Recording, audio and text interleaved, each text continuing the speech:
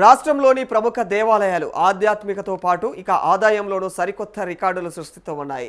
దేవాదాయ శాఖ రూపొందించినటువంటి 2025-26 ఆర్థిక సంవత్సరపు అంచనా నివేదిక ప్రకారం ప్రధాన ఆలయాల ఖజానాకు భారీగా ఆదాయం సమకూరింది.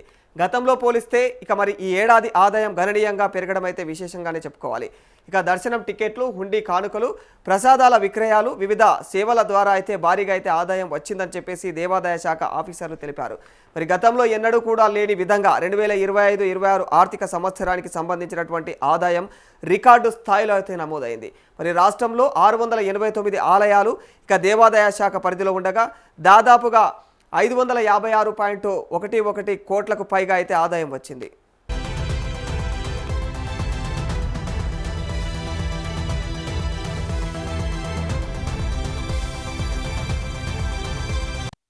దీనికి సర్కారు ప్రవేశపెట్టినటువంటి మహాలక్ష్మి స్కీమ్ ఆర్టీసీ బస్సుల్లో మహిళలకు ఉచిత ప్రయాణం కల్పించడంతో గ్రామీణ ప్రాంతాల నుంచి మహిళలు పెద్ద సంఖ్యలో పుణ్యక్షేత్రాలకు వెళ్తూ ఉన్నారు.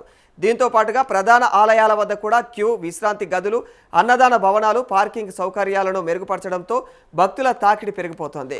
మరి ఆర్జిత సేవలు, అభిషేకాలు, కళ్యాణోత్సవం వంటి టికెట్లు కూడా ఇక ఆన్లైన్ ద్వారా బుక్ చేసుకునే సదుపాయం పెరగడంతో పాటుగా కూడా హుండీ కానుకల ద్వారా ఆదాయం వచ్చిందని చెప్పేసి చెప్తా ఉన్నారు.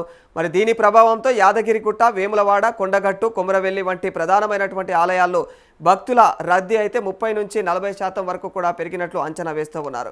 ఫలితంగా హుండీ ఆదాయం కూడా గణనీయంగా పెరిగిందని చెప్పేసి దేవాదాయ శాఖ తెలిపింది.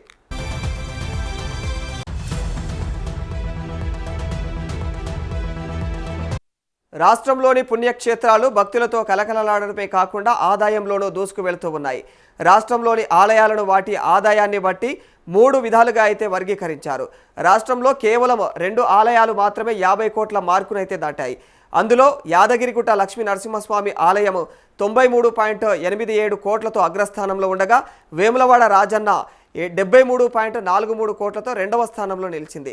అదేవిధంగా 10 కోట్ల నుంచి 50 కోట్ల మధ్య కేటగిరీలో కూడా సుమారుగా 6 ప్రధాన ఆలయాలు ఉన్నాయి. భద్రాచలం 31.3 కోట్లు, కొండగట్టు 21.9 కోట్లు, కొమరవెల్లి 20.9 కోట్లు, బాసర 17.8 కోట్లు, బల్కంపేట ఎల్లమ్మ 12.5 కోట్లు, ఇక జూబ్లీహిల్స్ పెద్దమ్మ తల్లి 12.2 కోట్లు ఆదాయం సమకూరుతూ ఉంది.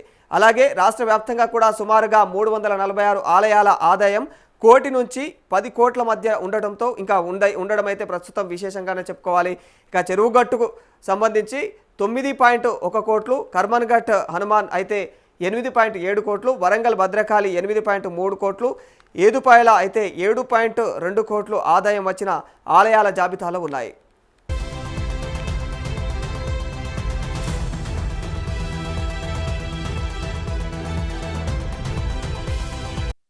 అదేవిధంగా బాసర జ్ఞాన సరస్వతీదేవి ఆలయం 17.82 కోట్లు, బల్కంపేట ఎల్లమ్మ ఆలయం 12.54 కోట్లు, జూబ్లీహిల్స్ పెద్దమ్మ తల్లి ఆలయం 12.20 కోట్లు, ఇక చెరువుగట్టు రామలింగేశ్వర స్వామి ఆలయం 9.14 కోట్లు, కర్మన్ఘట్ హనుమాన్ ఆలయం 8.73 కోట్లు ఆదాయం నమోదు చేసినట్లుగా నివేదికలో తెలిపారు.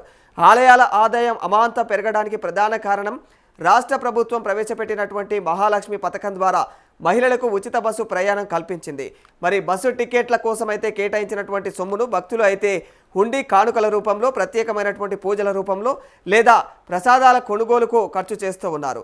శని, ఆదివారాలే కాకుండా మంగళ, శుక్రవారాల్లో కూడా గ్రామీణ మహిళలు బృందాలుగా ఆలయాలకైతే పోటెత్తుతూ ఉన్నారని చెప్పేసి దేవాదాయ శాఖ అధికారులు పేర్కొంటూ ఉన్నారు.